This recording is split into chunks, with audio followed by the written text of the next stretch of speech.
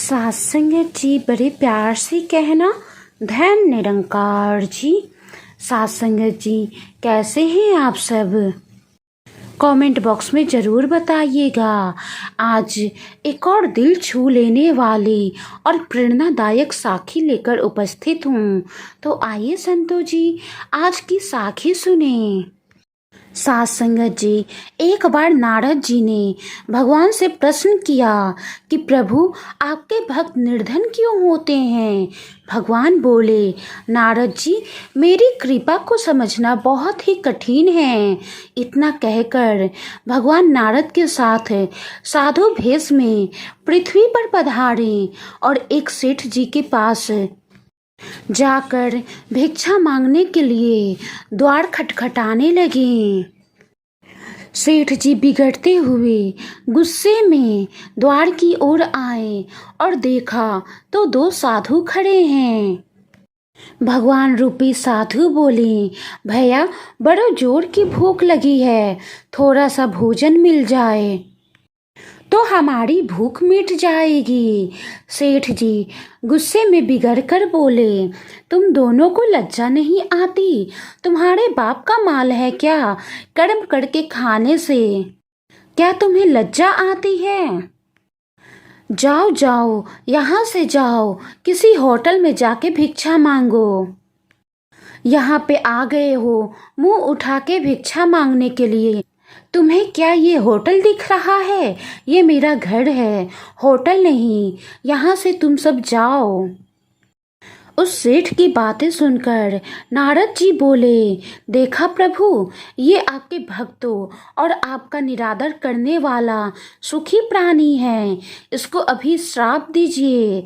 नारद जी की बात सुनते ही भगवान ने उस सेठ को अधिक धन संपत्ति बढ़ाने वाला वरदान दे दिया। इसके बाद भगवान नारद जी को लेकर एक बुढ़िया मैया के घर गए, जिसकी एक छोटी सी झोपड़ी थी, जिसमें एक गाय के अलावा और कुछ भी नहीं था। वो बूढ़ी महिला अकेले रहती थी, जो दिखने में भी संतुष्ट लग रही थी।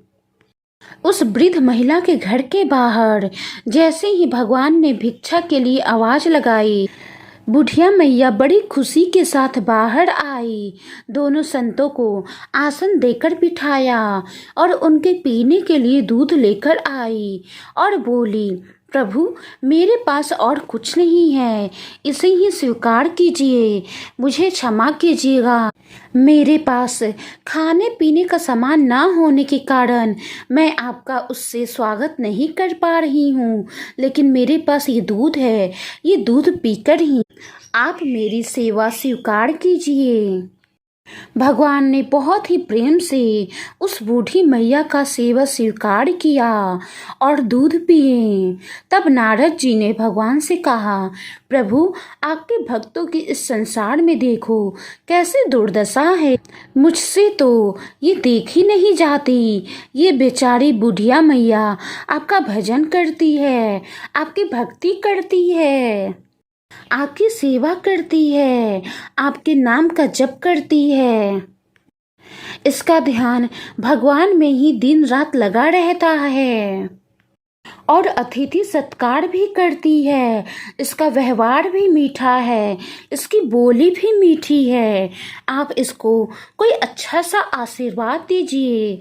भगवान ने थोड़ा सोचकर उस बुढ़िया मैया को, उसकी गाय को मरने का अभिशाप दे डाला। ये सुनकर नारद जी बिगड़ गए और गुस्से में कहा, प्रभु जी ये आपने क्या किया? उस सेठ को जिसका व्यवहार इतना खराब था, उसकी वाणी में मीठी वाणी नहीं थी, बस कड़वे ही बोल थे, जो अतिथि का सत्कार भी नहीं करता था, उसे आपने वरदान दे डाला और इस बूढ़ी माई को आपने अभिशाप दे डाला। ऐसा आपने क्यों किया?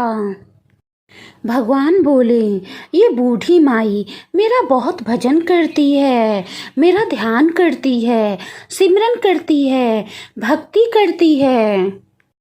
सबसे मीठी वाणी बोलती है, मीठे व्यवहार करती है और सभी का आदर सत्कार करती है। लेकिन कुछ दिनों में इसकी मृत्यु हो जाएगी और मृत्यु के समय इसको अपनी गाय की चिंता सताएगी कि मेरे मृत्यु के बाद मेरी गाय को कोई कसाई ना ले जाकर काट दे। मेरे मृत्यु के बाद इसको कौन देखेगा।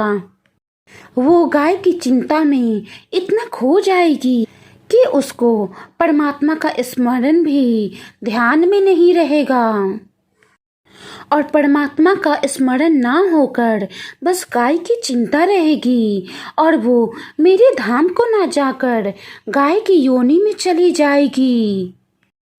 फिर उसे 84 का चक्कर काटना पड़ेगा।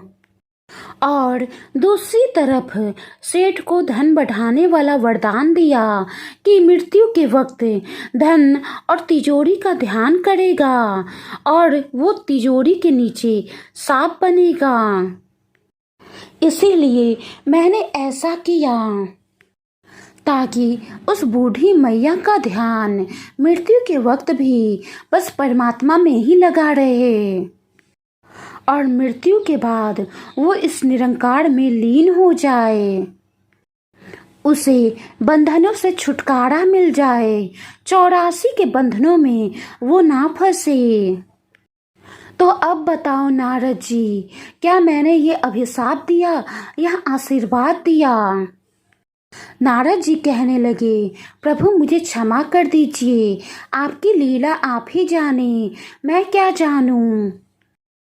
मैंने जो देखा वो समझा और वो बोला।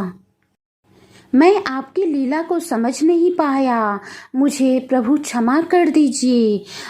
अब मैं ये समझ चुका हूँ प्रभु कि भक्त निर्धन क्यों होते हैं। मैं ये समझ चुका हूँ कि प्राकृतिक का नियम है कि किसी चीज में अगर अति लगाव रहेगा तो वो जीव मृत्यु के बाद वही जन्म ले लेता है और बहुत दुख भोगता है। इसीलिए अपना चिंतन, अपना ध्यान प्रभु की ओर रखना चाहिए ताकि वो दुख का भागीदारी ना बने, 84 के चक्कर में ना फंसे, बंधन मुक्त हो जाए। साथ संगत जी, परमात्मा की प्राप्ति, आत्मा परमात्मा की प्राप्ति तप तीर्थ दान से नहीं होती, आत्मवेता गुरु के मार्गदर्शन और गुरु कृपा से होती है। जो हर पल निस्वार्थ भाव से परमात्मा का ध्यान करते हैं, परमात्मा का नाम जपते हैं, परमात्मा में लीन रहते हैं, वो मृत्यु प्राप्त करने के बाद उनकी आत्मा परमात्मा में ही लीन हो जाती है और 84 के चक्कर से बच जाते हैं, बंधन मुक्त हो जाते हैं। साथ संगत जी, परमात्मा ही मानव को इस संसार से छुटकारा दिलाता है। ईश्वर उपासना मनुष्य का स्वाभाविक धर्म है। नदियाँ जब तक समुद्र से नहीं मिल जाती अस्थिर और बेचैन रहती हैं। ठीक इसी प्रकार जब तक आत्मा परमात्मा में लीन नहीं हो जाती वो अस्थिर बेचैन रहता है। आत्मा को शांत रखने के लिए एक बहुत ही सरल मार्ग है और वो है सेवा, सिमरन और सत्संग, जिसके कारण हम परमात्मा को पहचान पाते हैं, उसे जान पाते हैं और उसे जानकर उसकी भक्ति कर पाते हैं, उसका नाम जप कर पाते हैं, उसका सिमरन कर पाते हैं, जिससे हमारी आत्मा भी शांत महसूस करती है। साथ संगत जी, वाणी में कोई गलती हो गई हो तो बख्श लेना जी। और आज की साखी के बारे में आपकी क्या राय है, कमेंट बॉक्स में ज़रूर बताइएगा। साखी अच्छी लगी हो तो वीडियो को लाइक करें, शेयर करें और साथ संगत जी, अगर अभी तक आपने चैनल को सब्सक्राइब नहीं किया है तो कृपया सब्सक्राइब ज़रूर करें साथ ही में बेल आइकन पे प्रेस जरूर करें। साथ संगत जी बहुत बड़ी कृपा होगी और अगली बार एक और प्यारी और दिल छू लेने वाली साखी के साथ उपस्थित रहूंगी। साथ संगत जी प्यार से कहना, धन निरंकार जी।